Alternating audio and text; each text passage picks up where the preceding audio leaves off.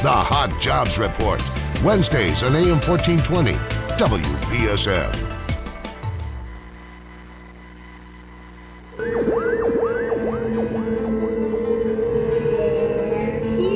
Welcome to Spooky Southcoast. Look, I know the supernatural is something that isn't supposed to happen, but it does happen.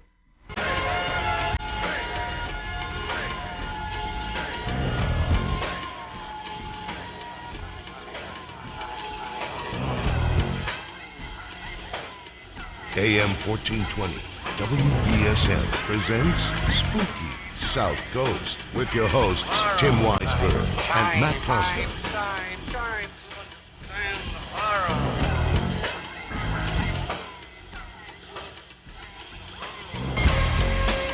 All right, good evening and welcome to Spooky South Coast. Tim Weisberg here, along with science advisor Matt Moniz, because the silent assassin Matt Costa is out. I think he's going to be out for a few weeks.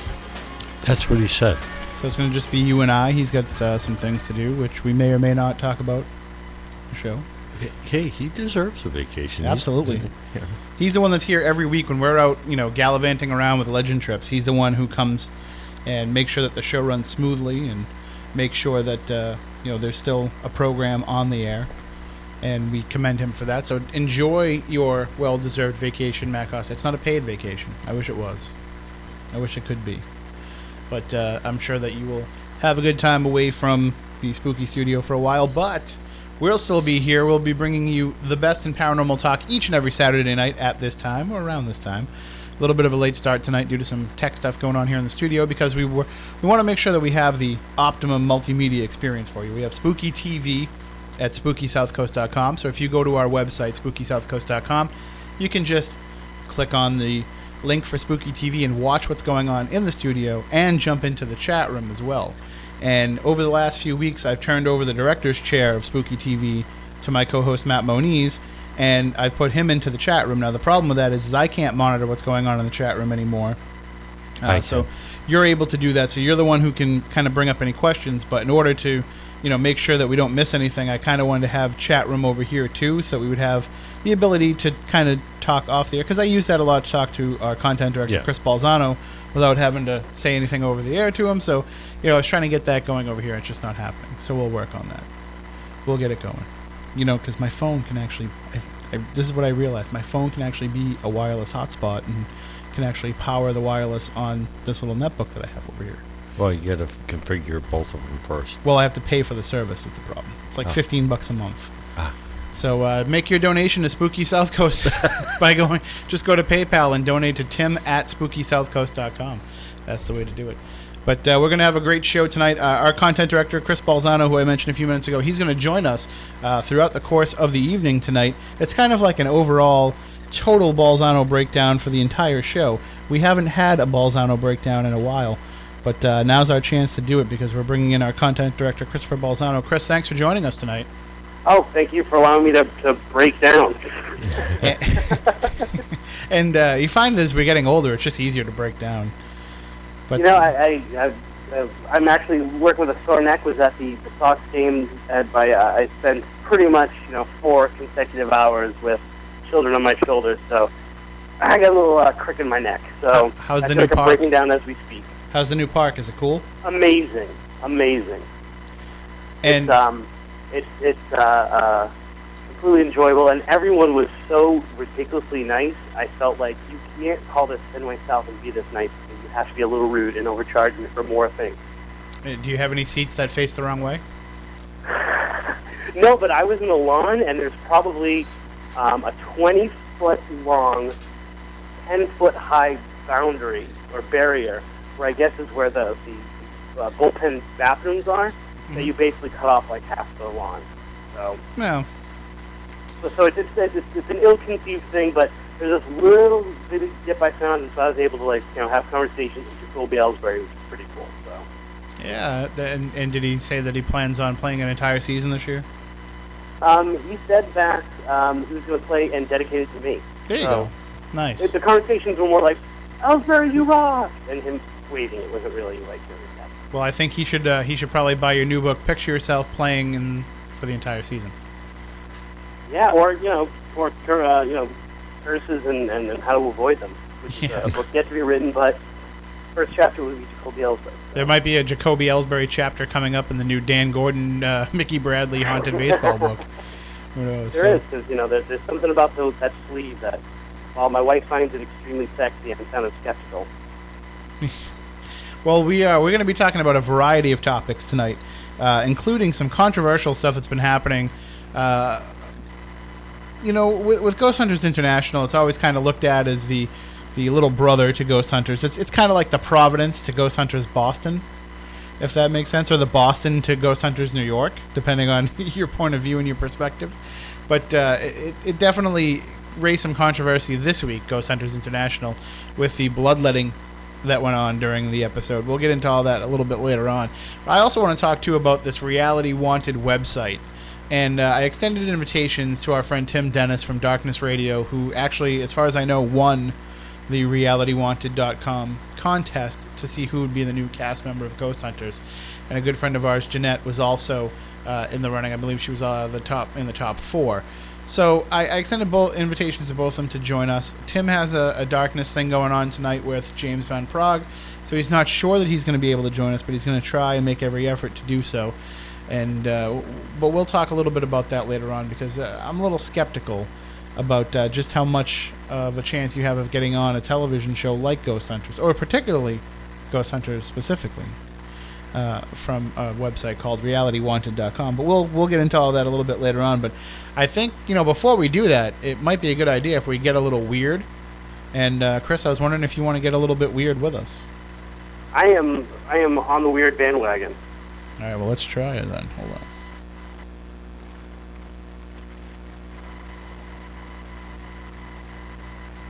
I promise I can make this work. Matt Costa, where are you?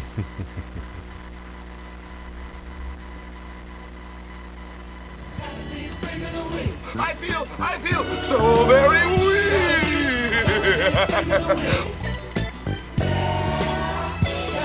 The Week in Weird.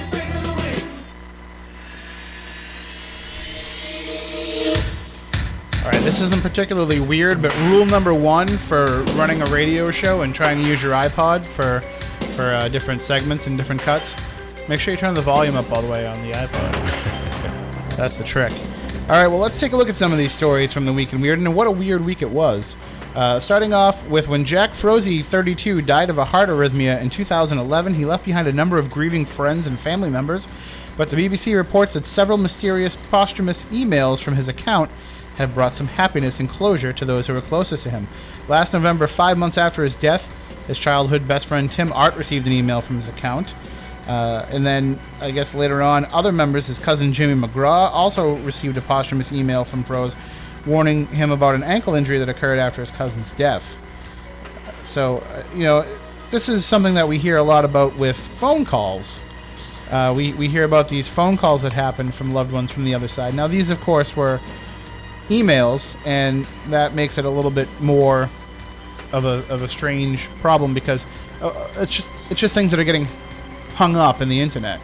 It's just like things that were kind of undeliverable at the time and got caught up, and I have it happen all the time. As a writer, especially working on deadline, there's numerous times when I've tried to contact somebody in time for a story and it doesn't get to them in time, and then by the time they receive the email, it's already been printed in the paper. So, but Chris, I know that you get a lot of reports from people, and I know that we've talked about the phone calls in the past, but has posthumous emails and posthumous Facebook messages and things like that been something that's been popping up over the last few years?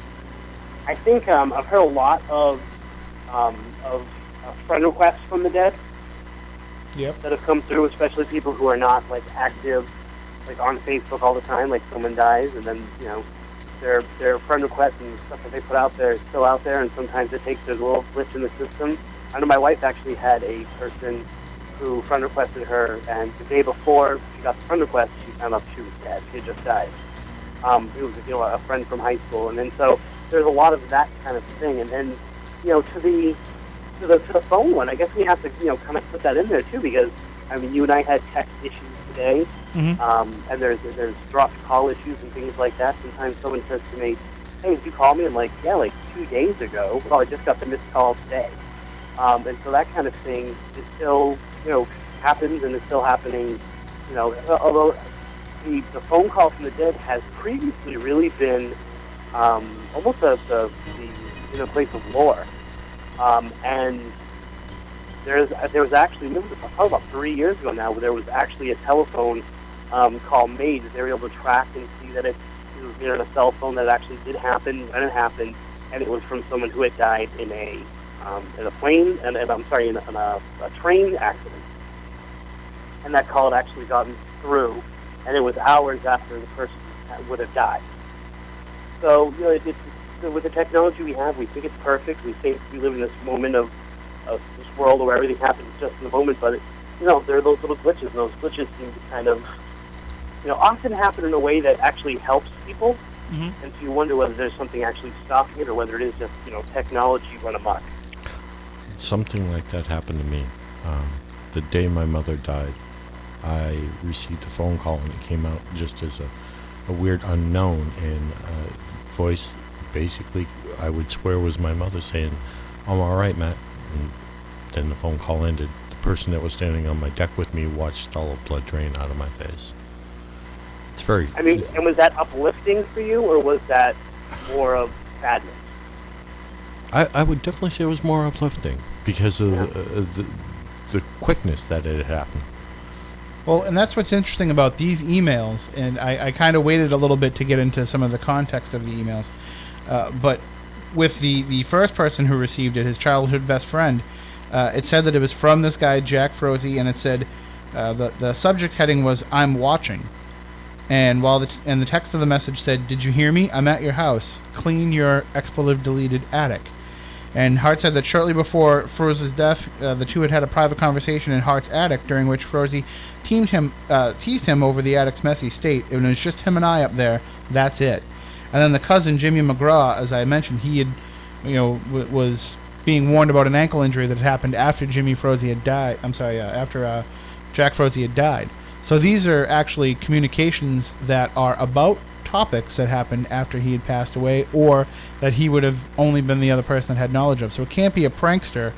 And the fact that it says, "I'm watching," kind of lends to that idea of, here I am, I'm still here with you.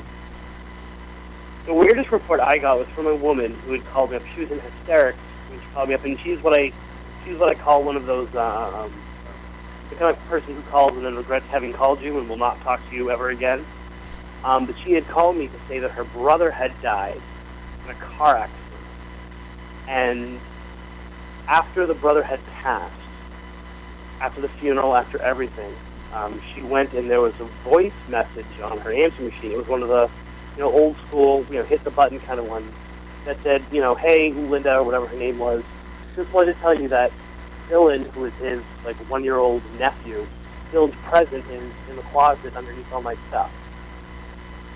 And the message itself was dated before he had passed, but she had gone by that answering machine, countless times between the 2 weeks that this whole thing had happened, and yet there it was now on there where it hadn't been on there before. She listened to it, tried to listen to it again, couldn't, and they found the present exactly what he said it was. And so, it's one of those things, once again, is this technology bad? Did she erase it? Because, those things are so very confusing. Had she just never noticed it? Had she listened to it and ignored it and it was hidden behind another message? So when she checks another message, that way came out. It's really one of those things that you have to kind of, I guess it's to the person who experiences it, what they feel from it. Which I guess is something you can say about a lot of the paranormal. Sure. Well, I don't know. I think that anytime you can get a message from a loved one, it helps.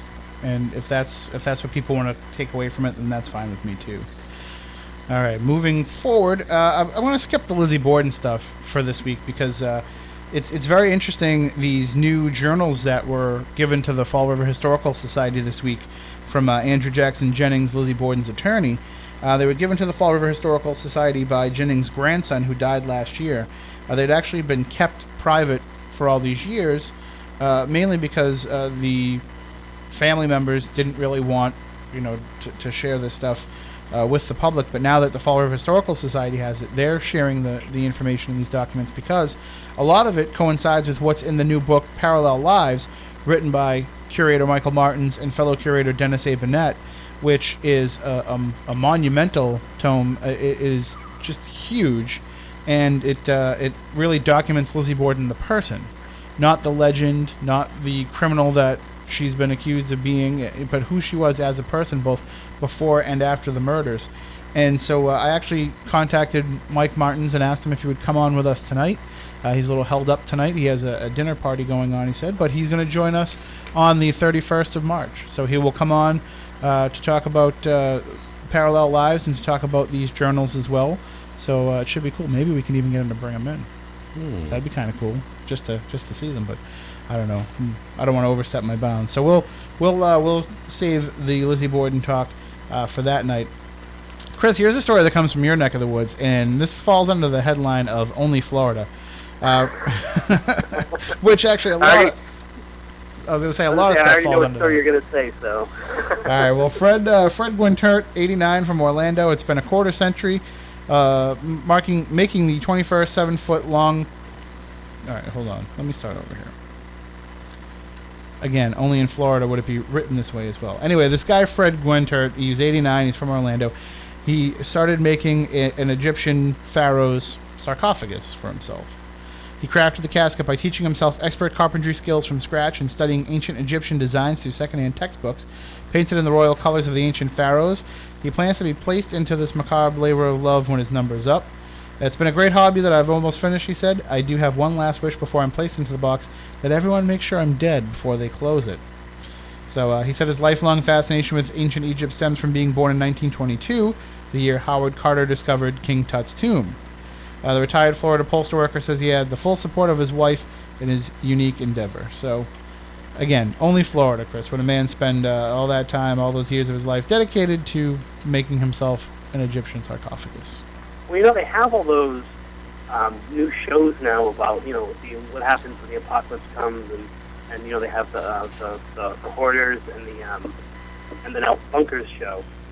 Where they, talk about what people are going to do when the apocalypse comes and how they're going to downfall this and, society run amok, what they're going to do. And they've been, keeping a bottle of water every day. And so why not do it for the afterlife? Why don't we have afterlife hoarders, people who are going to guarantee that in the afterlife they get what they need to get? And what better way than a sarcophagus? Exactly.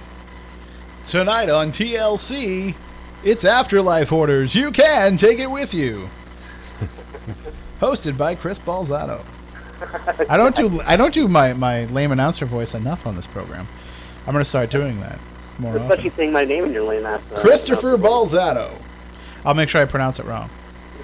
Like Doug Llewellyn at the beginning of the In Bloom video. Ladies and gentlemen, Nirvana. All right. Here by the city of the Bay.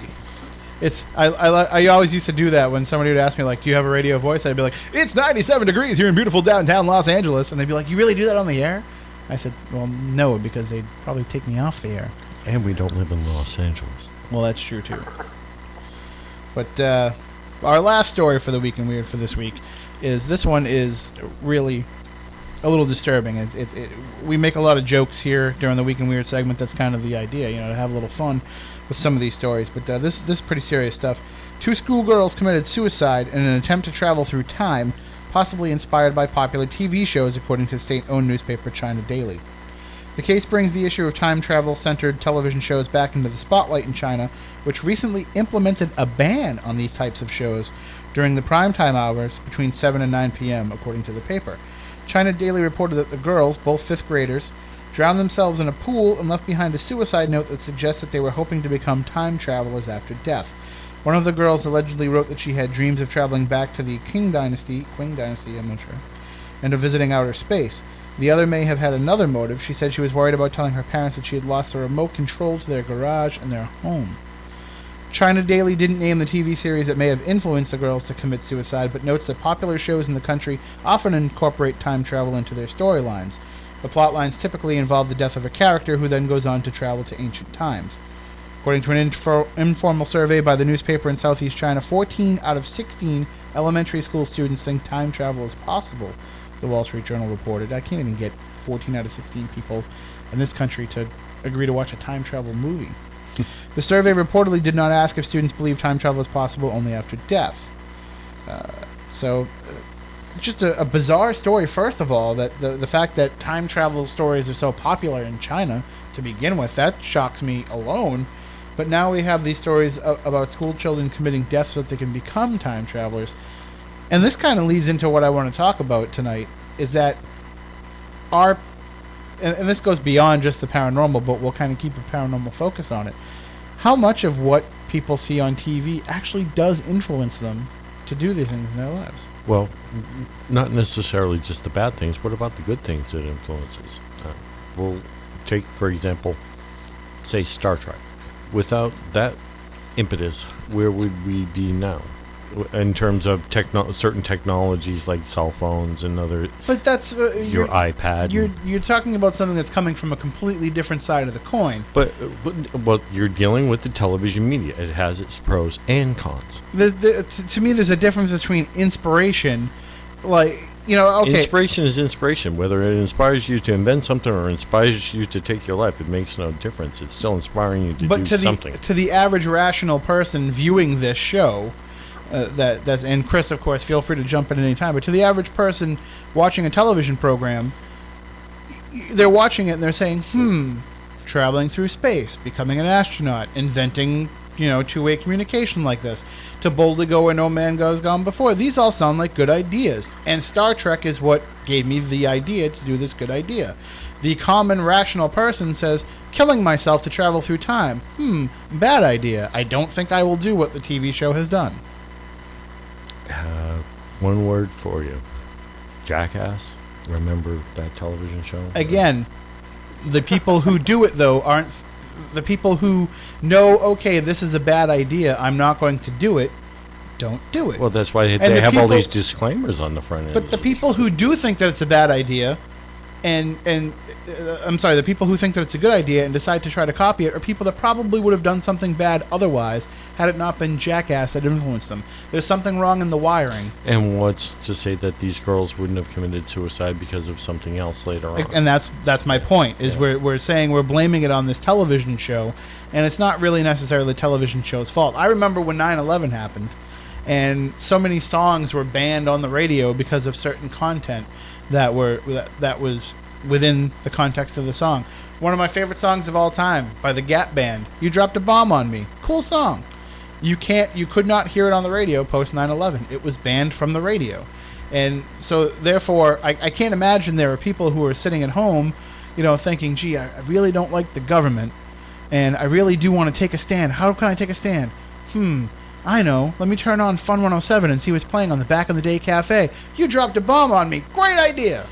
You know what I mean? I think that that's the song thing. I mean, there's so many points. I don't know which one to bring up first. But I'll bring up the song ban thing because it has, perhaps the greatest defender of the First Amendment. I disagreed with the action completely, but the motivation, I think, was not so much to stop bombers from inspiring people to bomb as much as it was to get people's minds off the fact they had been bombed, and which is okay, ridiculous, but not nearly as ridiculous as thinking that they were inspiring them. So the songs, many of the songs that were banned had to do with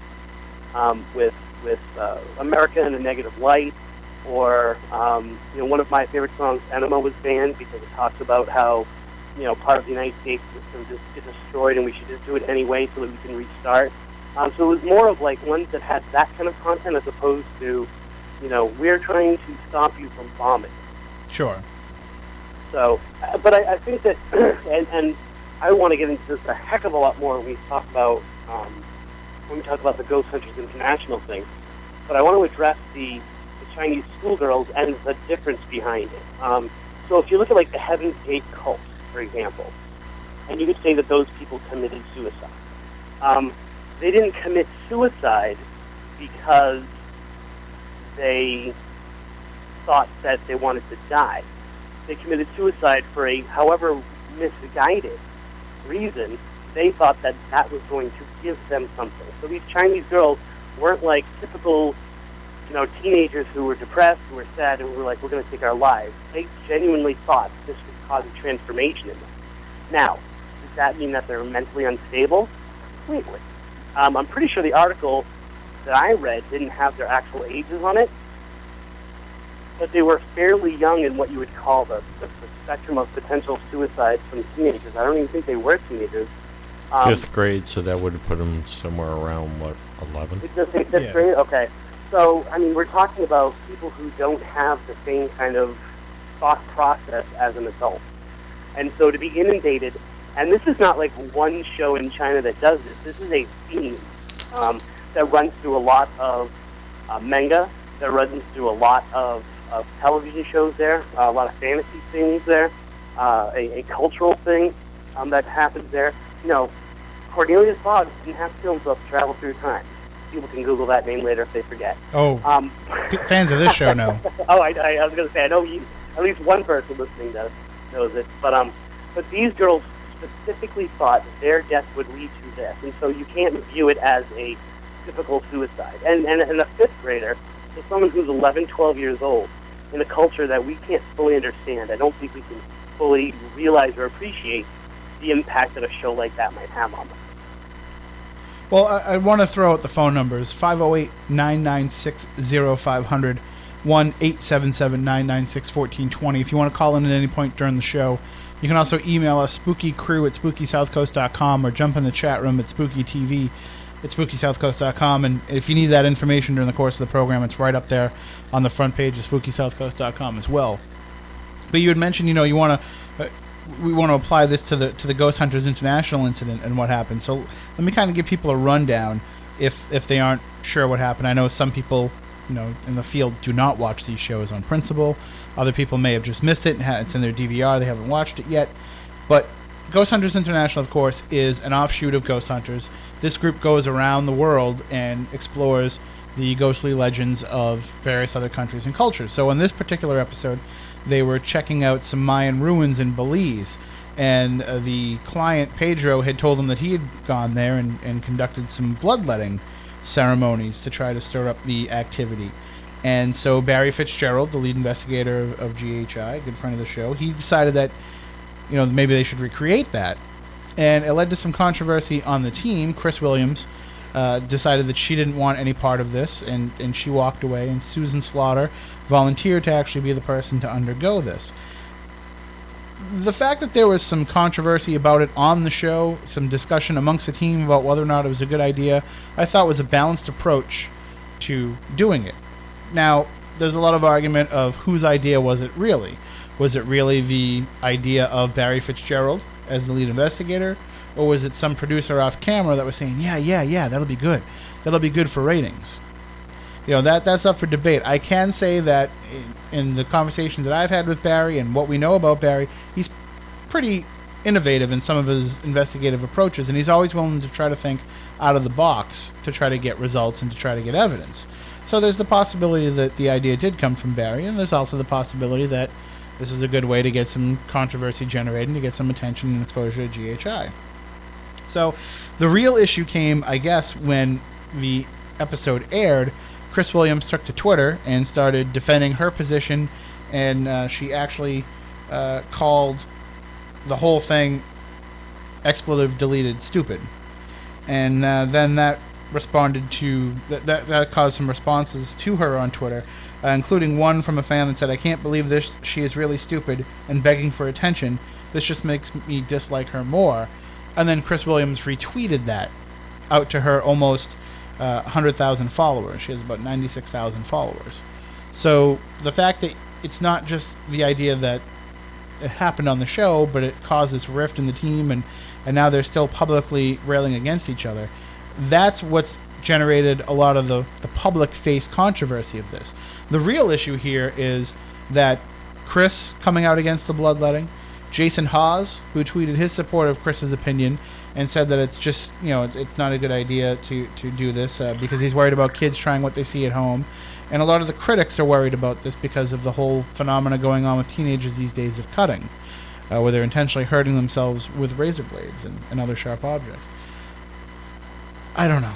I mean, my opinion on this is I have no problem with them trying a bloodletting experiment in terms of the paranormal investigation if they were willing to do that. If Susan Slaughter was a willing participant in doing it, then, she's a grown adult. She made that decision.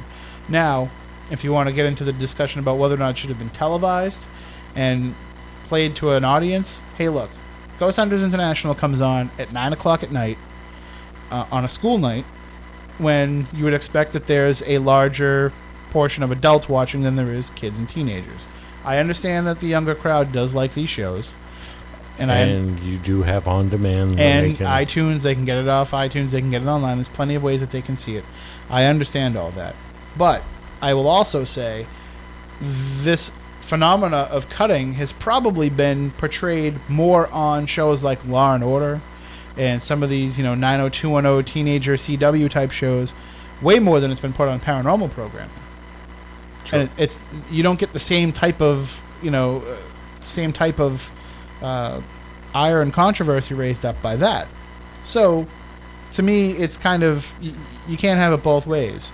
If you want to have a fictionalized version of it to address it as a problem, then that's no different than you're still showing the same concept. It's not like GHI was saying everybody should go out there and cut themselves on a paranormal investigation. It was but how is it not saying that? Well, you know what I'm saying? Like, in other words, if it's saying that this is an effective way in this situation, right? Mm-hmm. The first person, what was his name? Barry? The lead investigator? Who was actually from Belize? No, the guy from Belize. Pedro? Right. When Pedro did that, he had either been told that was an effective way, or he thought for some reason, based on legend, based on whatever, that this might be an effective way to stir up the spirit. The information that the person comes out with is, reenacting is good, which I would totally agree with. Mm-hmm. Reenacting a scenario that caused a paranormal experience to happen one time might do it again. The issue then becomes many people, some people will take that to then mean, well, if it worked in this situation, maybe because it was a violent crime, in this spot that I'm investigating, maybe cutting myself will work here. All right, well, I'm going to have to cut you off there, Chris, because we're up against the news break. But we'll get into the debate about this more. That's how I win debates, is by waiting for the news break to let other people have their say. We're going to take a break for the news. When we come back on the other side, we're going to get really going to get into this for the rest of the program. So stay tuned for more here on Spooky South Coast.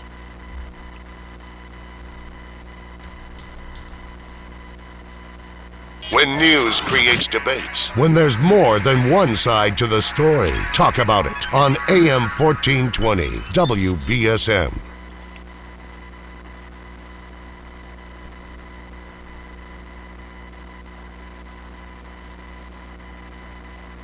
Nutritionists and scientists agree that blueberries are a food with amazing antioxidant properties, but eating blueberries alone won't get you all the health benefits you need. That's why I created Blue Science. Nutritionists and scientists agree that blueberries are a food with amazing antioxidant properties.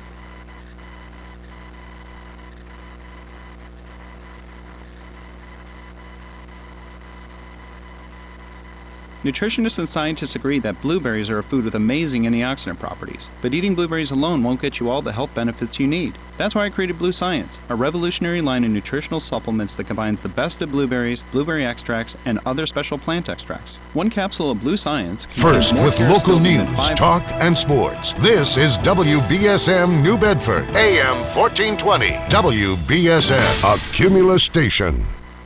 Romney at a town hall meeting event a few hours ago. This president will continue to amass trillion-dollar deficits, year after year after year. And if I'm president, I will cut federal spending, I will cap it as a percentage of the economy, and I will finally put in place a balanced budget. A dramatic difference between the two. Romney in Collinsville, Illinois, a few hours ago. Trouble as police and organizers shut down proceedings at one of Missouri's largest caucuses today as Ron Paul supporters feuded with local Republican leaders. In St. Charles, near St. Louis, Paul supporters held video cameras against caucus rules, according to a Republican official who was there. When things got heated, 2 people were arrested for trespassing. Tomorrow, 23 delegates are at stake in the Puerto Rico primary.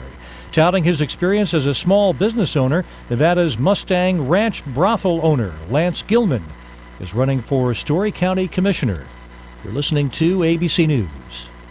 When you were a kid, you had all sorts of toys. Toy cars, boats, trucks, entire toy boxes full of fun. Of course, you never really outgrow your toys, do you? It's just that now, instead of a box full, you have a garage full.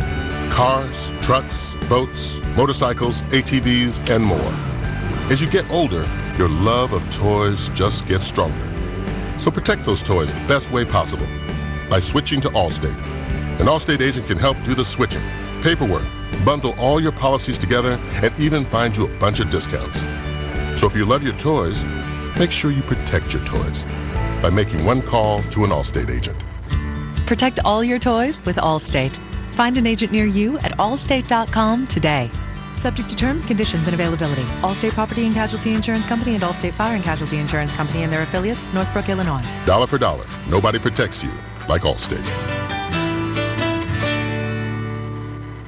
Well, it's a couple of shark attacks to a die-hard Florida surfer. Surf's up. Actually got told as I came out here, and I was like, well, whatever, I'll surf anyway. It's fun. It's worth it. Board-toting, brine-bound David Frazier, New Smyrna Beach, Florida. This says a woman is credited with saving her 15-year-old daughter from a shark attack there last week. Vala Levy and her daughter, Sydney, were paddling on their surfboards when a shark suddenly pulled the teen underwater twice. Levy pulled the girl onto her board. Reports say an ambulance was already at the scene because the shark had attacked a 17-year-old man earlier. Exploding into the air, a manhole cover this morning in San Francisco. Nobody hurt, but it's now under investigation by the utility, Pacific Gas and Electric, some sort of an underground explosion. The first European country to introduce banknotes or cash is leading the way in doing away with them. In Sweden, cash is no longer king. Bjorn Ulvaeus, former member of the 1970s pop group ABBA, made a small fortune singing about it. But his son has been robbed 3 times, and he and others argue cash is a security risk. Some buses, businesses, and even banks are no longer handling cash. At the Carl Gustaf Church, the plate is no longer passed. Instead, parishioners are asked to make an electronic transaction. The flip side is the risk of cybercrime. Others argue that elderly people, especially in rural areas, don't have credit cards or don't know how to use them. Linda Albin, ABC News. And this is ABC News. Do you have unfiled tax returns or owe the IRS or state more than $10,000? If you don't take action now, your tax problem is only going to get worse. Seizure of property, bank levies, wage garnishments, and potential criminal prosecution. Call the experts at U.S. Tax Shield for help at 1-800-334-5070. Our tax advisors will review your case for free, inform you of your rights, and give you a guaranteed quote. And we have an A+ rating with the BBB, so get protected. Call U.S. Tax Shield now at 1-800-334-5070. Chuck Sievertson, ABC News.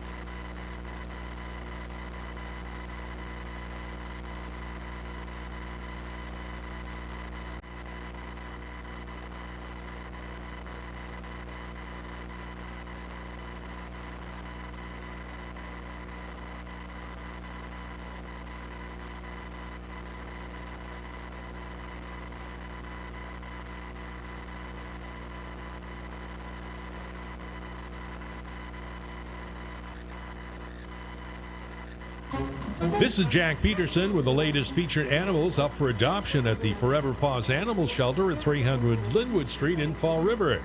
Jada and Pepper are 2 canines that are up for adoption. Jada's an attractive brown and white 3-year-old female American Stratfordshire Terrier. She's friendly, can be a little shy, has a calm personality, gets along well with cats, and enjoys playing the game tug-of-war with people. She loves to go for walks and is great on the leash. Pepper's a young black and white male bull terrier who has an irresistible puppy face. He's friendly, playful, and excitable, but calms down nicely. He'd benefit from some obedience training to help develop him into that perfect companion. Jada would love to be your walking buddy and help motivate you to improve your overall health. Both dogs up for adoption. Call the shelter at 508-677-9154 or look at their website, foreverpaws.com. Nutritionists and scientists agree that blueberries are a food with amazing antioxidant properties, but eating blueberries alone won't get you all the health benefits you need. That's why I created Blue Science, a revolutionary line of nutritional supplements that combines the best of blueberries, blueberry extracts, and other special plant extracts. One capsule of Blue Science contains more pterostilbene than 500 cartons of blueberries. Pterostilbene is a compound found in blueberries that helps your body's cellular activities and supports heart health, anti-aging, weight management, and more. Unlock the power of blueberries with Blue Science. Available at Walgreens and GNC. Yo, what's up? Right Brand Bacon here. I'm the bigger, better bacon. Bacon that makes a bold statement.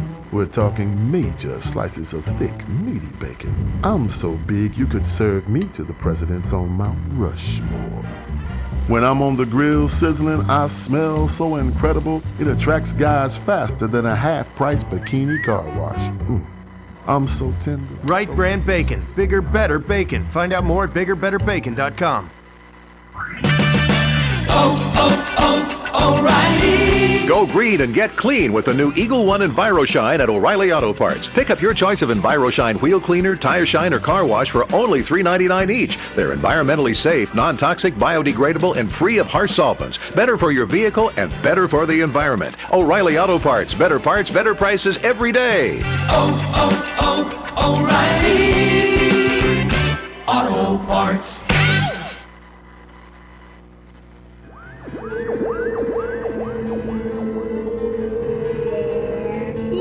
Welcome to Spooky Southcoast. Look, I know the supernatural is something that isn't supposed to happen, but it does happen.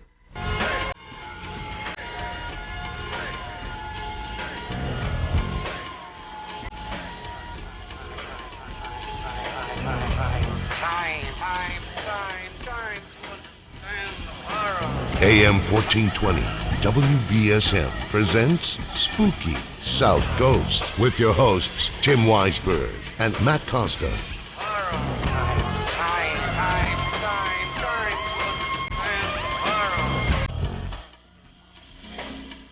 Alright, welcome back. Hour number 2 of Spooky South Coast. Tim Weisberg here, along with the science advisor,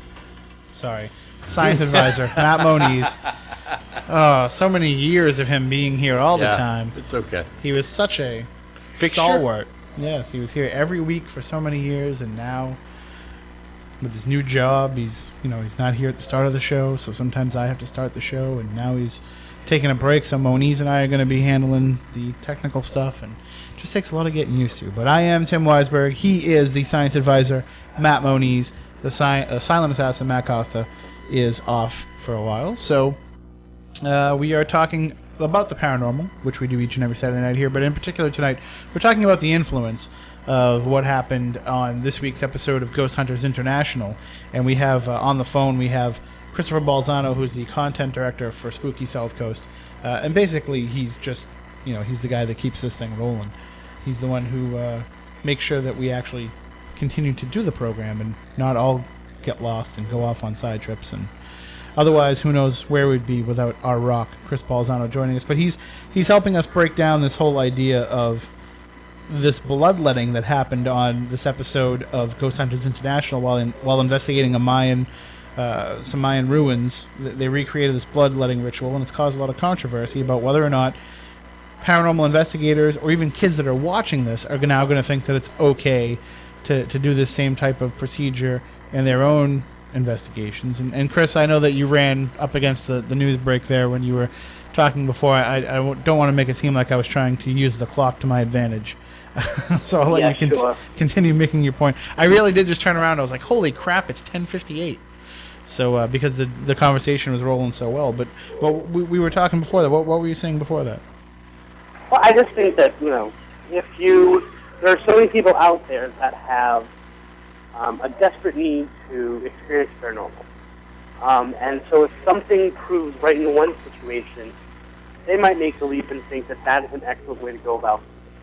And if there's any proof behind that, just think of all of the, especially, low-grade, which I think you have to make that distinction on this radio show, low-grade cult activity that believes, for example, bloodletting is an excellent way to raise the devil. Because they hear it in music, they hear it from friends, They're heavily influenced by that. They read about it online, and so they do it. So that is just kind of like, this now brings that into, and I'm not saying whether or not they can raise demons by doing that. I'm saying the fact that they're told that, they believe that, it seems rational to them, and so they go ahead and they do it. And so this kind of bloodletting on TV to capture paranormal activity is kind of along the same veins of that. I'm not saying whether or not bloodletting would have caused activity. I didn't see the show, so I don't know whether they got better evidence or more activity after that. But if they did, especially, people are going to say, okay, well, that's something I can do in my investigation. And that's where the bad stuff happens.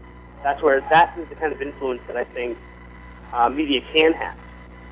I'm not saying that, we were talking off air about things like Marilyn Manson and Columbine, and, and I've changed dramatically the way I think about that in the past, 13 years now, coming up on the 13-year anniversary. I've thought very differently about that the influence that some media can have on the teenage brain, because the teenage brain is not like the adult brain. It's not like the 6-year-old brain. It's a very unique combination of really confusing and really underdeveloped and yet overdeveloped activity that's going on there, which is highly influential and more influential than I think we can say. And I think Moniz has, touched upon at the very beginning. It can have a very positive effect. I mean, if you go back and think of who was your greatest teacher, so many people, or most influential teachers, so many people mention middle school and high school teachers, or junior high, as normal people say. And that's not just because of the proximity of the experience, but that's also because, things can have very positive influence on you at that time too. The unfortunate thing is, because of the makeup of the brain that you're dealing with, in conjunction with all the other physiological things that are going on, the much more often the negative things are the things that are allowed to kind of permeate that developing brain and cause bad things to happen. Well, I don't know. I mean, I understand the idea that there has to be some amount of disclaimers for some of these shows. You don't want people to think that a network approves of something, or a lot of times on talk shows that you see on cable access, you'll see a disclaimer where it says that they don't express the views of the channel or any of the people that are in charge of the channel. I understand the need to have a disclaimer, but I don't understand why, and it talks down to people to say that you can't have this portrayed in an episode because they're immediately going to run out there and go do it themselves. I think that you need to give people a little bit more credit, and I also think at the same time there are quite a few people who watch paranormal reality television programming because of its popularity level right now, who may not have the same thought processes of a normal, mature adult. But to say that, they're wrong for doing this, I don't know if that's anybody else's place to say. You know what I mean? You're wrong if somebody you're wrong if somebody decides to go out and do it on an investigation and bleeds to death. Then it's okay to say that you're wrong. But if you go out there and do this and you get monumental evidence, and then 4 other people go out and do it by their own decision and get monumental evidence, then people wouldn't say that it's wrong. Personally, my opinion, this is just me, but I think that some of the connections that people in the paranormal use to get into the field are questionable. You know what I'm saying? Like, let me try to explain this without being too, without sounding condescending or picking on anybody in particular. But I think some people who get into the paranormal field and who are featured in television programs are into it because they have dealing with their own issues of loss, mortality, the loss of a loved one, and their own need to make that connection. So now that's a very personal, intense thing for them that they're now bringing to the public eye, and there's people who condemn them for that. So it's like, you're wrong for wanting to get into this to make a connection with a dead loved one. I don't know. I think I'm losing my own argument with myself here. I really think that, one of the things I've always said is go and, within reasonable boundaries, keep yourself safe. So nothing is really off limits as long as you're safe. Okay. And we can debate whether some of the things that investigators do spiritually are safe for them. Whether we've had the great Ouija board debate on this show, and people get to have it. We've had debates over whether any kind of spirit communication allows things. We've had conversations about upsetting things that are spirits that might not be, and that kind of sensitivity. But the very ground-based thing is to keep yourself physically safe. I would never suggest to anyone, you know what, go to the Freetown State Forest all by yourself at night and see what happens. Because, you know, it's like, that would be a very common sense thing to do, just not put yourself in physical harm. And Yeah, you might like your keys in your car. And with an entire crowd full of people, imagine what I'd do if I was by myself in that forest. I'd probably leave the car somewhere with my keys. But, you know, so at the very ground level, keep yourself safe. Don't do things that are going to put yourself in physical harm. Don't go into an abandoned building that's been condemned because you might fall through the floor and kill yourself. That's not cool. Mm-hmm. And so to actually say that, well, that's okay, but here, put yourself in physical harm by cutting yourself. Okay. Physical and emotional harm by cutting yourself. I just can't jive with that. And I can, sure, my personal opinion can be that it's wrong, right? But I think it can't be argued whether it's responsible television and whether it's responsible to do. Right. And you can say it's irresponsible and then do it. But you need to at least acknowledge that having it with no context other than this potential positive outcome without addressing any of the negative outcomes of it at all, that's irresponsible. And in my opinion, wrong, but irresponsible. Okay, well, all right. I can agree with needing to have some sort of addressing of, maybe at the end of the episode, having, the teams come and say, we did this, it was a certain situation that called for it, we don't recommend it. If you wanted to do it in that regard, fine. But don't say that, first of all, we're making it sound like Susan Slaughter cut open a vein on national television here. She didn't take a razor blade and start at the elbow and go down to the wrist. She made a small incision in order to draw a little bit of blood for the ceremony. It's no different than when you're watching, a boxing match and somebody punches somebody in the nose and the nose bleeds profusely. It was done on purpose, and now there's blood. And if you want to take it a little bit more to the deliberate nature of it, it's no different than in pro wrestling, where for generations now, pro wrestlers have done what's called blading, where when they're in a match, they will keep a razor blade in their wristband, and when the time calls for it, when they're down on the mat and the referee's checking to see if they're all right or yelling at the other guy at the other side of the ring and nobody's focused on the wrestler that's down, he takes the razor blade out of his wristband, cuts himself across the forehead so that he'll bleed just slightly, and then when it mixes with the sweat, he's wearing what's called the crimson mask. So he's going to come up with a bloodied face that was done intentionally by him with a razor blade to get a certain effect. Now, nobody feels the need to go on wrestling every week and say, okay, kids, don't blade at home. Right, and look at the amount of people that have ended up in the hospital for imitating wrestling. That we're talking about a different thing. Real or not real, but you're talking about ending up in the hospital by performing some of the maneuvers that they're talking about. I'm talking about blading specifically. I think that there have been people who have been hospitalized for performing wrestling maneuvers, but there's also billions of people who have watched pro wrestling matches that haven't gone out there and done what they've seen on television. All right. I think now, having dealt with teenagers in Lawrence, and one of the really great programs that's in Lawrence, Mass. is this boxing training facility that's there. Mm-hmm. And they take kids that are in trouble, they bring them in there, you know what I'm saying? And it's this whole kind of not only training for boxing, but training for life. And it's a very positive program that a few of my students went through. There is an expectation, and I would say that the younger students who are involved in this don't fully realize it, but there's an expectation that the premise that you are putting yourself into is that there is a chance, and probably a good chance, that you are going to hurt yourself or that you might even get cut. You know what I'm saying? You might even bleed. You might even break something.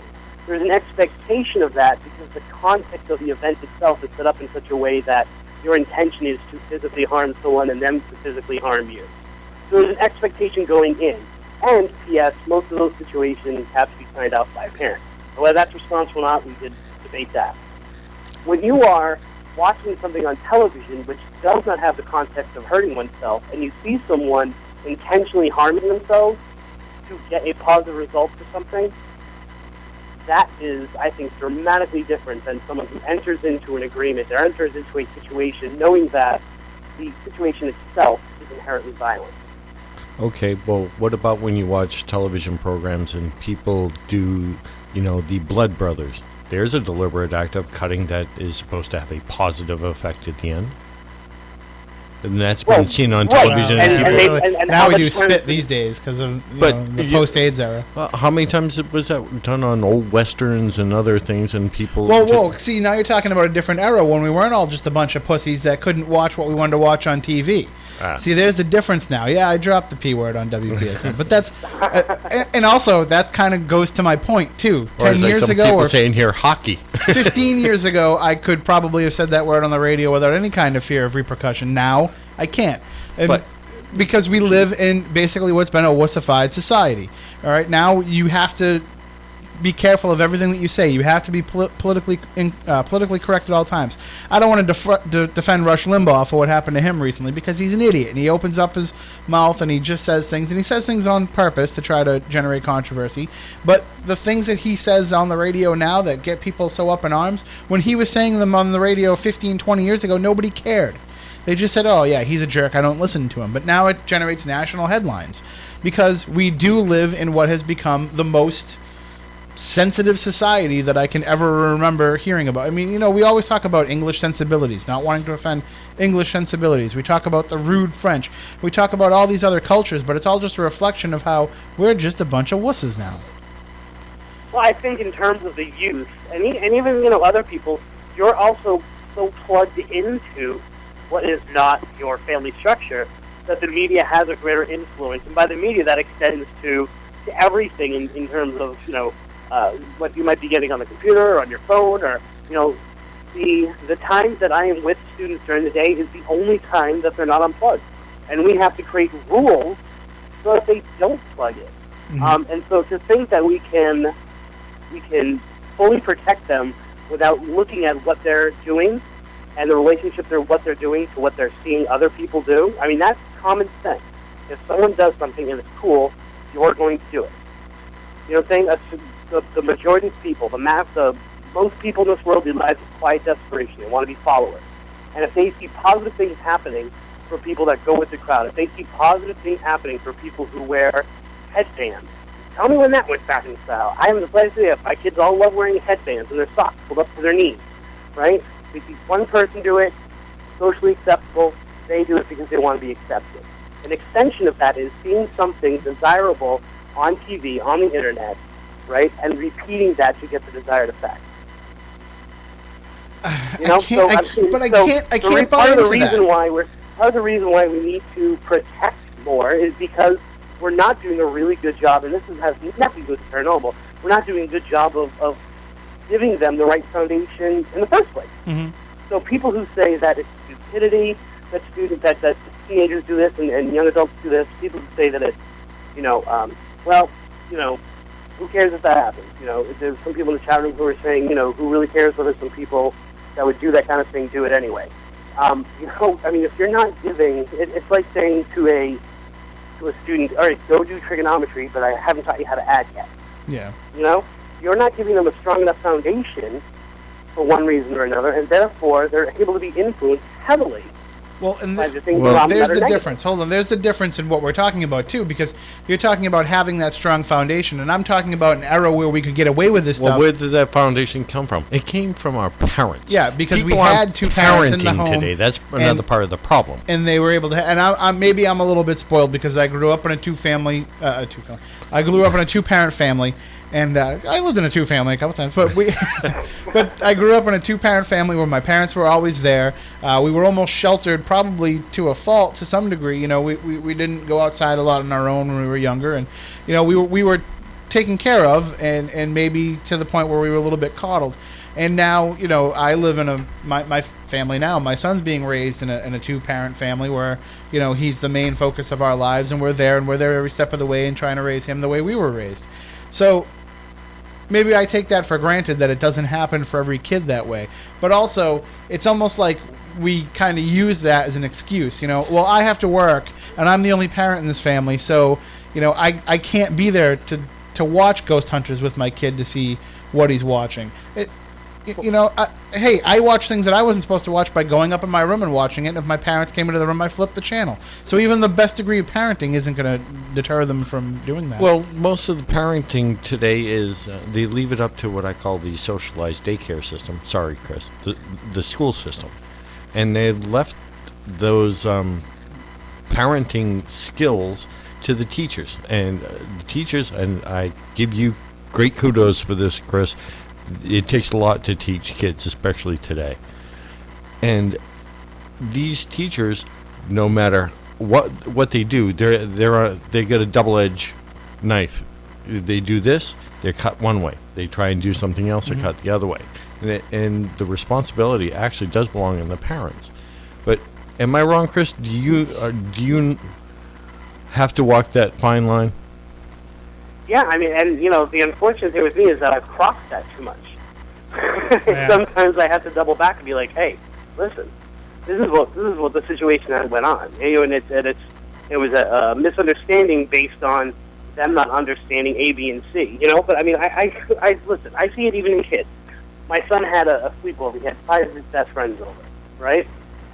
You can tell the kids that are spending a significant amount of time, not in the family, not in the situation being weird. I know, for example, there's one kid who, both parents are there, both parents work, which I totally am fine with, by the way. But out 5 out of the 7 days a week, at least, if not every night of the week. Mm-hmm. They, when I go out with them and we're with our kids, I very rarely see them interact with their kids. As a matter of fact, the father, I can't even think of a time I've ever seen him talk to his son. And I've been out with them dozens of times, right? But the weird thing is that you sit these kids down at a table, you put a meal in front of them, like we did in the sleepover, and they don't know what to do with a full meal in front of them. They definitely don't say please and thank you, right? So, I mean, I don't know if this is just kind of like off the topic, but it really is this kind of thing where when we allow other things to influence our kids, when we allow other things to influence us as a whole, we need to make sure they have enough of a foundation to be able to process it. Otherwise, they're comparing it to things that are not in their experience, and so they're just left with the end result, or the end result that they see, and then that's what they have to evaluate. So in other words, if they're seeing something happening, if they're seeing this show that they like, that they follow, and they can't make the connection, they're not as sophisticated, and a lot of adults aren't sophisticated enough to realize that paranormal shows are television shows that are highly edited and set up and highly funded, and so they have these things, and yes, there's also, dozens of people there if something goes wrong, or, something physical in the environment, non-paranormal goes wrong. They're seeing the end result, and they like this show, they like the people, they consider the people who they are on the show, they don't make the distinction that they're people outside of that show, and they see them doing something which might cause harm to them, they're going to do it, or they're going to be highly influenced to do it. And that goes for something as simple as going into an abandoned building. Well, they went into an abandoned building, yeah, but it wasn't abandoned. They got permission from the owners, and there was like 30 people there shooting it. Something happened, someone was going to be there. As opposed to you and your friend going into the same kind of place by yourself, thinking that you can handle it because the people on TV did. Well, listen, the phone lines are open, 508-996-0500, 1-877-996-1420. I know the chat room has been buzzing all night with this topic, and feel free, anybody in the chat room, to call in. You can also email us, spookycrew@spookysouthcoast.com, and I'll check in the emails in just a few minutes, too, to see if anything's popped up. But, part of the controversy about this bloodletting on Ghost Hunters International is that there was another show that did this. There was a show called Extreme Paranormal that lasted for, I believe, was it one episode? And, couple episodes, yeah. And they did a similar. And Chris, we know some of these guys that were involved with Extreme Paranormal, and they were kind of pushed to some degree to do things that were over the top, and they were chastised for doing the bloodletting ritual. So I would think that with the negative backlash that they suffered, that people that are aware within both the paranormal and the reality television communities, they would have probably kind of nipped this in the bud before it even happened. Right, except for the fact that was a show that was striving to find an audience. This was one that's striving to maintain their audience. So I guess the difference is the platform that they have. And, also this was a moment where they were doing something as opposed to the premise of the show being, let's do the most outrageous Yeah, thing. let's go around cutting ourselves all the time. Right. You know, so I mean, and, you know, having known the guys that started that, I mean, there are people who, you know, I respect in the paranormal. Or I should say I respect them, you know, as people, as just individuals. But, yeah, I mean, it's a completely different in terms of whether it was allowed. And, you know we're talking about this, and that's kind of what people want, right? If you have a show, you want to be talked about one way or the other, like you were saying with Rush Limbaugh. So to think that there wasn't a debate on whether they should show this, and the end result was, well, people will talk about it, is, you know, kind of naive on our part. Yeah. I mean, it was meant to be discussed and debated, you know? And I don't know, you know, the people involved in Ghost Hunters International, personally, but, you know, it sounds to me, you know, like it could be a possibility that, you know, go out there and tweet against it, because that'll stir the pot as well. You know, we have to kind of take the blinders off when we're dealing with people that their primary responsibility is to get ratings and things like that. And again, you know, I just once again, not knowing Chris Williams enough to say that she's, you know, was being told to do what she did. Oh, I firmly believe that knowing her the little bit that I do, I would say that, you know, I firmly believe that she was not being told to do what she did, and that this reaction that she's had to it has been her own honest opinion. Mainly because I can't imagine that, you know, there isn't somebody in her ear right now who is, well, not in her ear right now because she's out for St. Patrick's, because we try to get her to come on the show tonight. But, you know, there's probably people that are in her ear being like, hey, next time don't do that. Next time you want to comment about somebody, clear it through us first. And she's the kind of person that's going to be like, oh, yeah?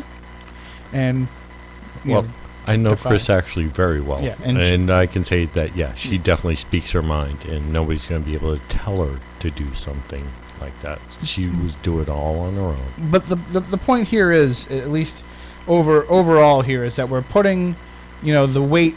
Now not only do these people have to be the standard bearers for the paranormal community, which they didn't really sign up to be, but they're looked upon as such by people in the community. If they do something good, everybody's going to copy what they do, and that's going to become the standard of the paranormal community. And if they do something bad, everybody's going to rail against them, and it's going to be, oh, look at what they're doing to the paranormal field.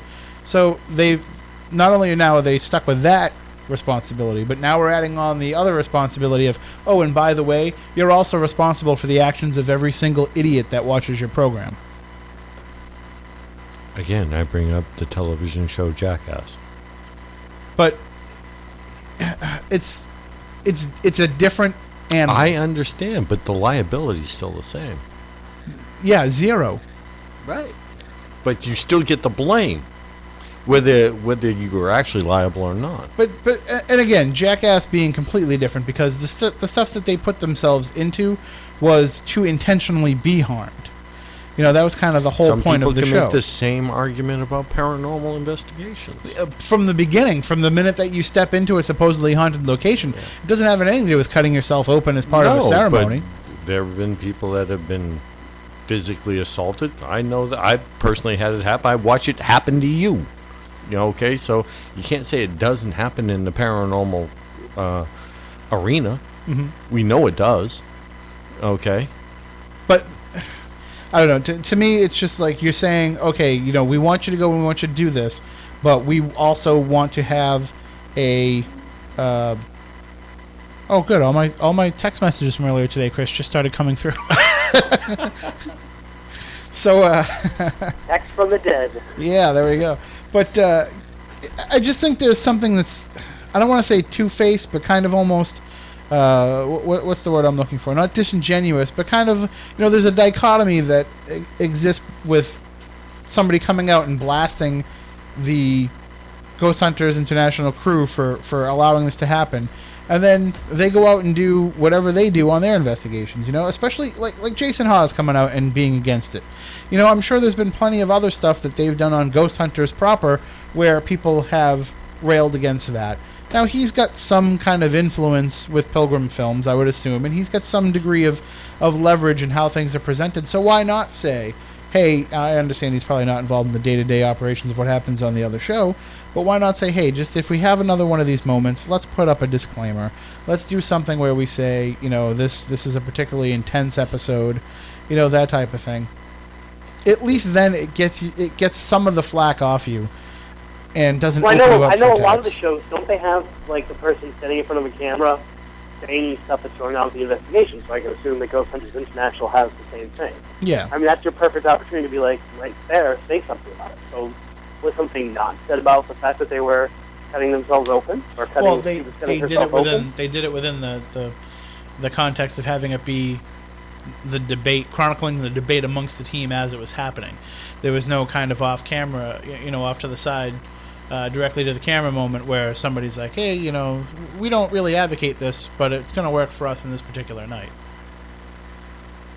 Well, I mean, that's an excellent opportunity right there to be responsible and to talk about, the fact that, this cutting. They may not have thought of that because they probably felt that they didn't need to be responsible.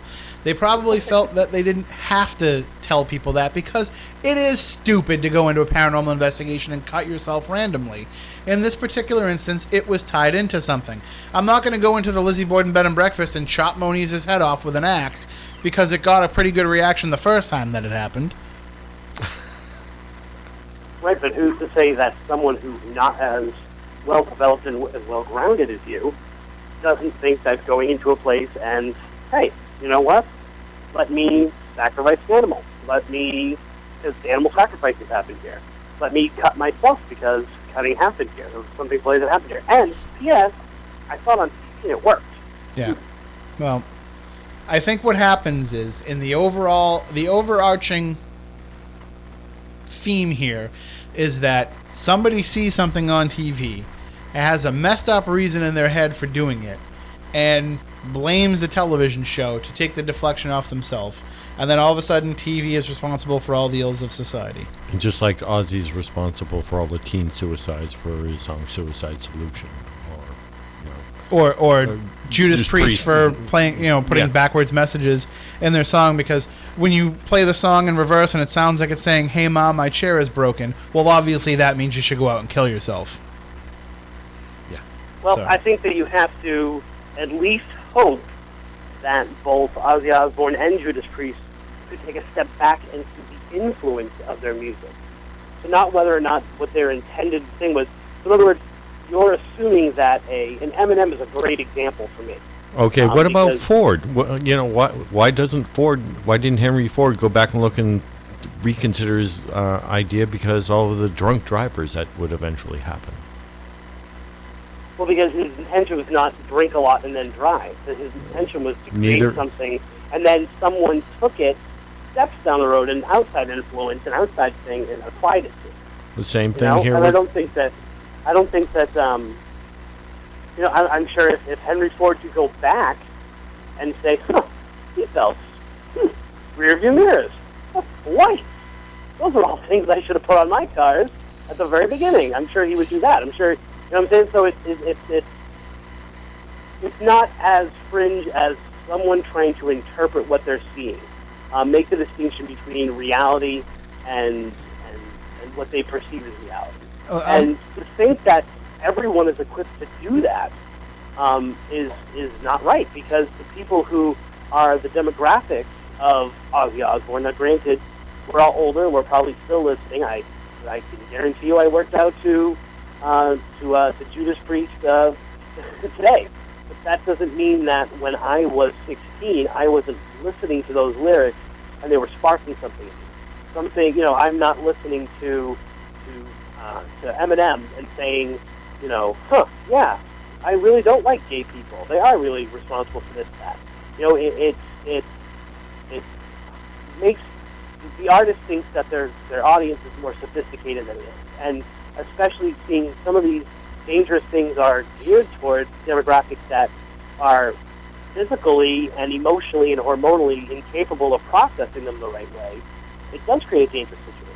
Well, going back to something that you just said, one network that really does not think that its audience is sophisticated to any degree is MTV.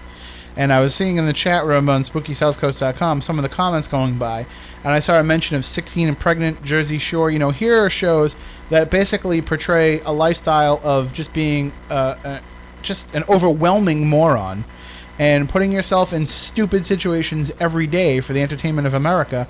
And these are having a direct influence on kids. I'd be more worried about my son watching those shows than I would be worried about him watching Ghost Hunters International, where one time in one investigation, in the context of something within that investigation, somebody decided to let a little blood out.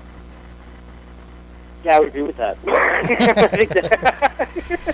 I mean, I'm not saying that, Ghost Hunters International is the worst offender of this.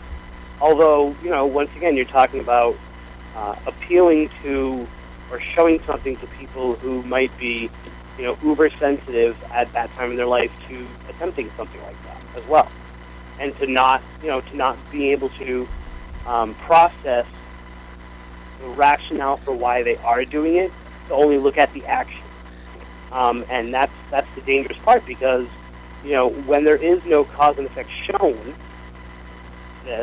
it's just the action and then maybe a positive result. They can't process the situations around that. They can't say, okay, all right, let me sit down. I mean, I know, because it's the hardest skill to teach them is cause and effect. Why did something happen, and what's the possible end result? And when they can do that, rationally, which is usually after the fact, they, in their own actions, in their own behaviors, it was like, I could see that, and yet I decided not to. Well, you knew that the effect was going to be that you were going to be suspended. Yeah. No, well, at the time, I knew that I might be suspended if they did this, if they're able to reach that point, but, rationally, my decision was, irrational, just to do it, because I wanted to do it. Is kind of the dirty little secret of what we're talking about here, the fact that the paranormal community is, whether they want to admit it or not, so influenced by what they see on these TV shows that really, in the context of any other TV program, it might not have been such a big deal, but it has to be a big deal within the paranormal field, because so many of these groups that are out there now just mimic what they see on Ghost Hunters International, Ghost Adventures.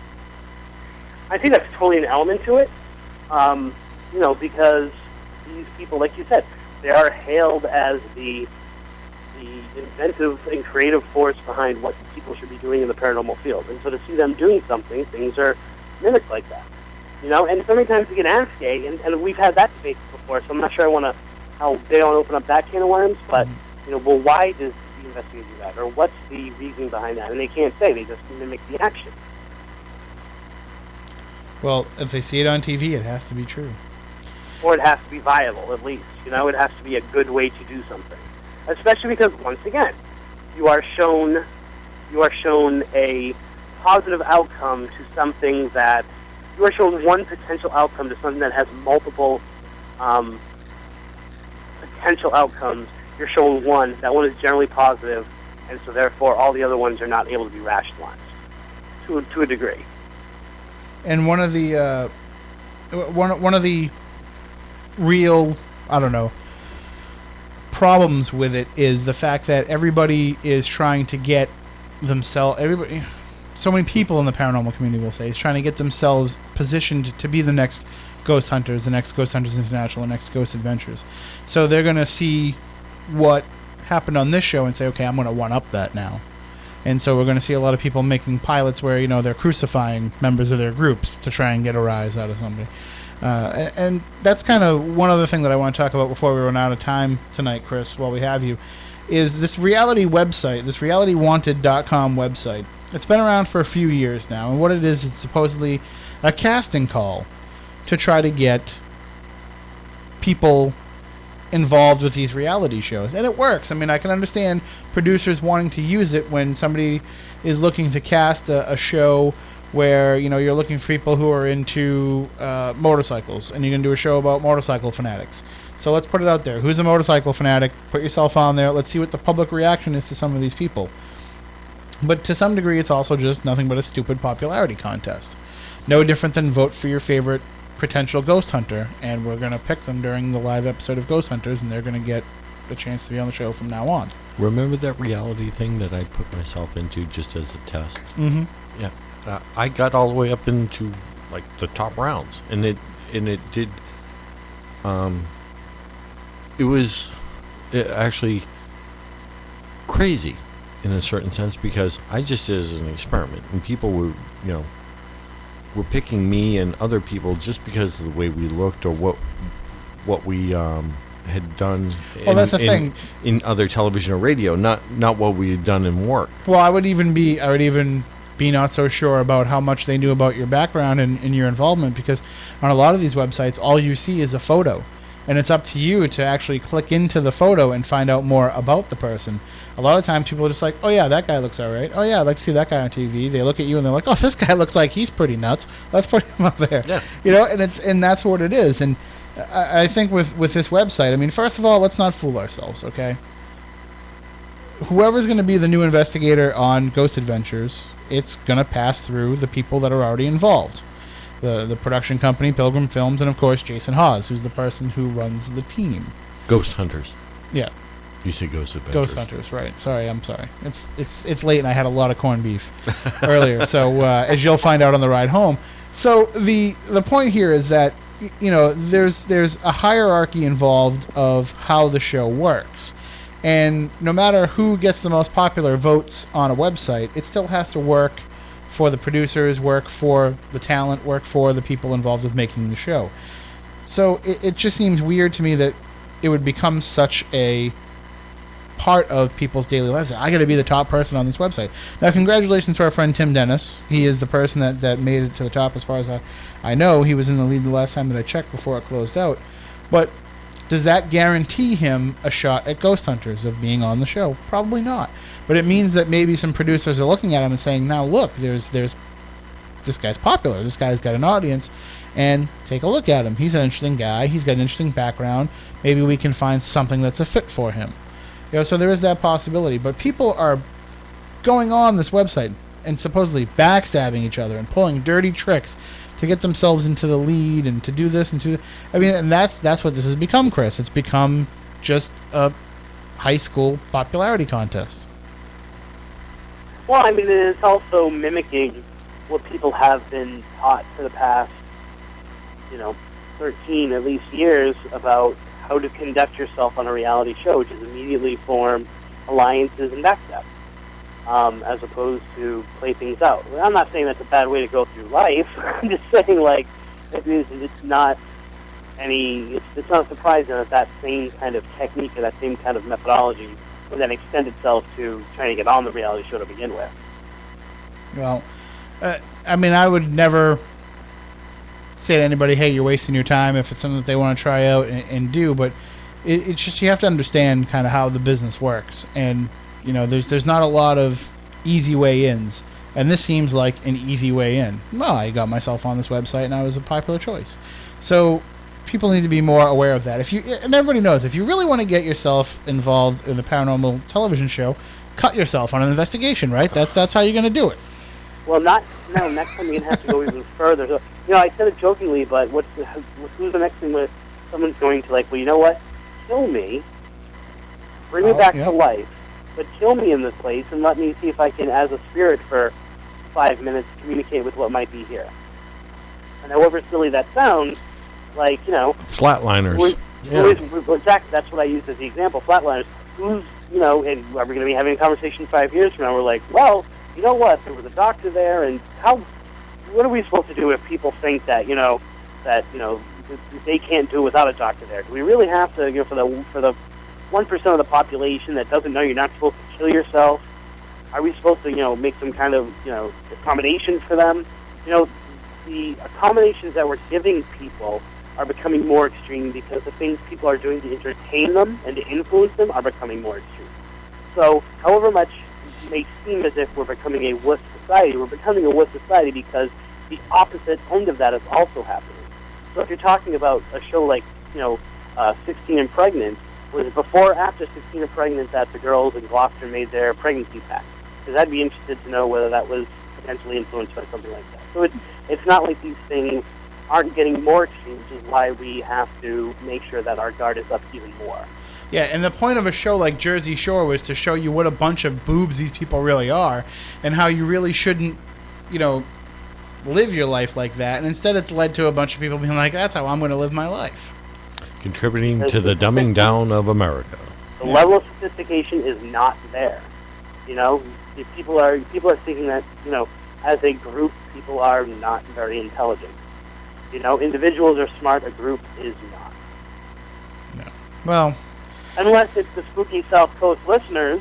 Yes, we already know our audience is way too smart to fall for any of this stuff. But I mean, I know that, you know, we've kicked this around. We've talked about we do have about 7 minutes left in the show, so it's not too late for people to get involved if they want to call in. 508-996-0500, 1-877-996-1420 to talk with us and Chris Balzano about this topic. But I just think that overall, the problem is the mimicking of the paranormal shows. I don't think it's just a matter of, you know, I think if this was just another show, if this was, say, you know, Deadliest Catch, and one of the crew members of Deadliest Catch said, you know, we got to try and catch these sharks, so I'm going to cut my finger and put a little blood in the water to kind of, you know, chum the waters a bit and get some of these sharks stirred up.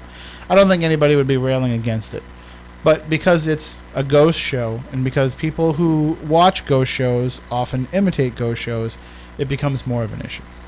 Okay, except for the fact that, I would agree with the extreme example of that, but the fact of the matter is that the majority of people in this world will never get the opportunity to cut themselves to catch better fish. True. On something like that. Although, you know, I don't know how many people went out and said Hail Marys after watching Godfather 2 and thought that they're caught more fish that way. But if I were, for example, if I were a professional baseball player and I said give myself a cut because it gets my adrenaline pumping for the game. Maybe baseball might have been so. Maybe a football player. I'm going to smash my head until I bleed on the locker before a game because it gets me pumped up. I guarantee you that's going to be mimicked because that's an all-star player. You know, so there's definitely, I think you were talking about boxing before. You know, how many people, you know, I used to have this kid, I'll leave him nameless, but he used to make himself bleed before every baseball game, every football game. He used to go in without gloves and hit a punching bag until his hands broke open, then he'd tape them, put his gloves on, and go out to the game.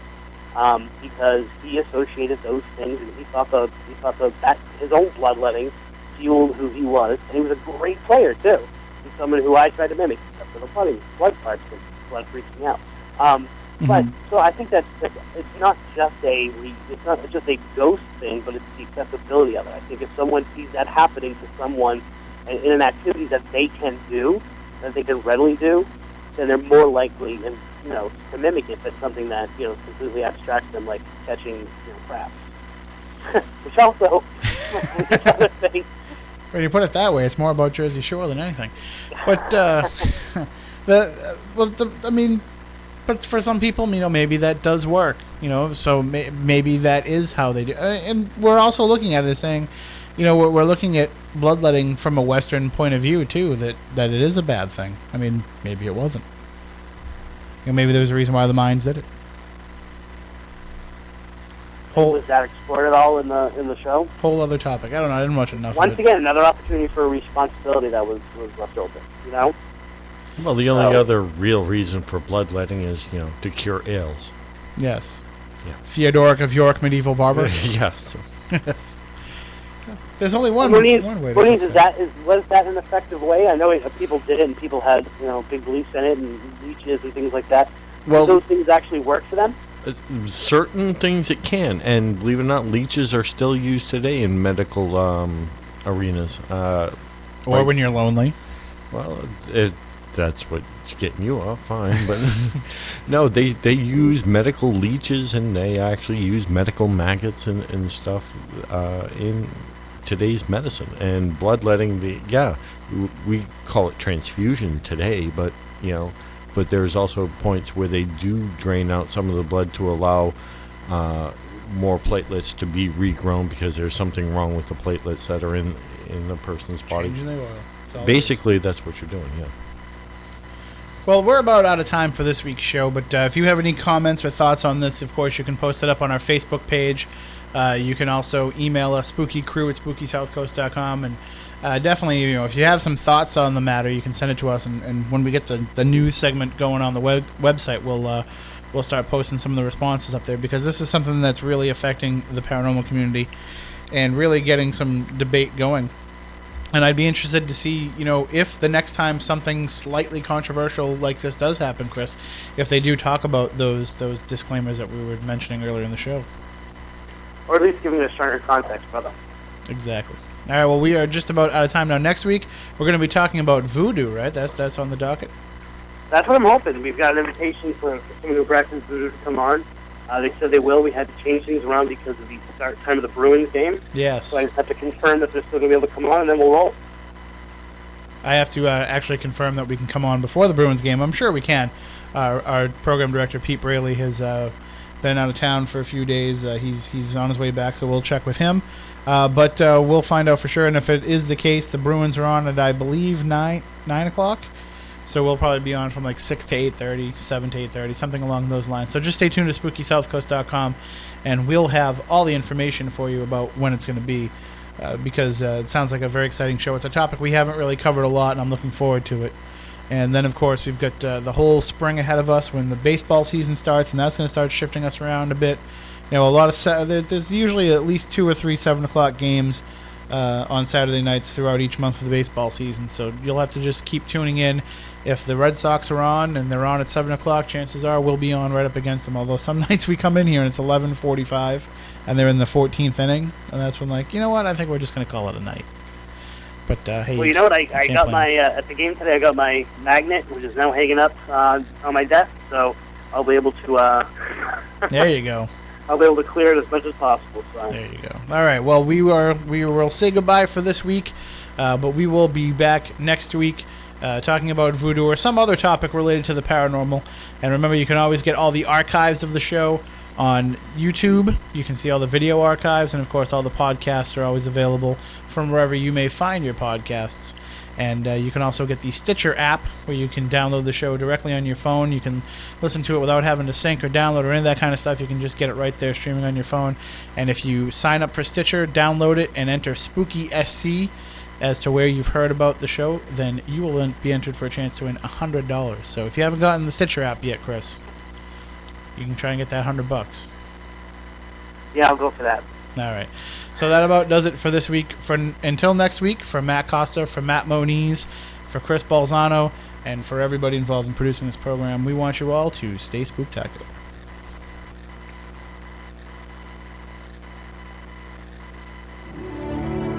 Captain Eric Lawrence was training Afghan soldiers when his truck was hit by an IED. I sat home alone for months,